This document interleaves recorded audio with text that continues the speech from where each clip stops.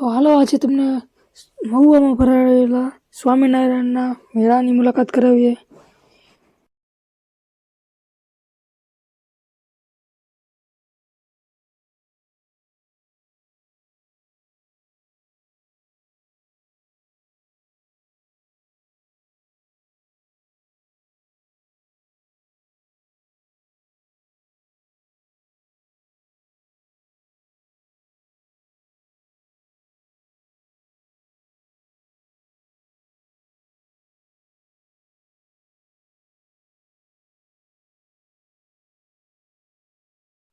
અને આ મેળામાં તમને સ્વામિનારાયણની અલગ અલગ પ્રકારની મૂર્તિઓ પણ અલગ અલગ વેશમાં મળી જશે.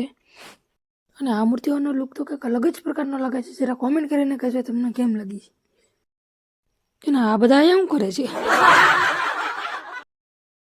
અને મેળો હોય અને ભૂત ના હોય એવું તો બને જ નહીં. તો ચલો અહીંયા પર ભૂત છે એને પણ જોઈ લઈએ.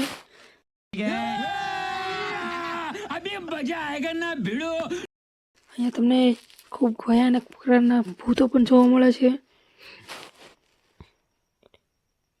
આ ભૂત તો કંઈક અલગ જ પ્રકારનું લાગે છે.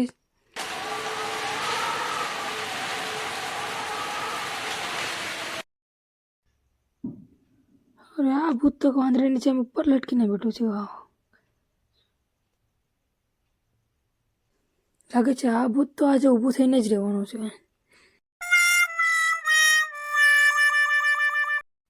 છતાં કોમેન્ટ જરૂર કરતા જજો કે તમને આ લોક કેવો લાગ્યો છે.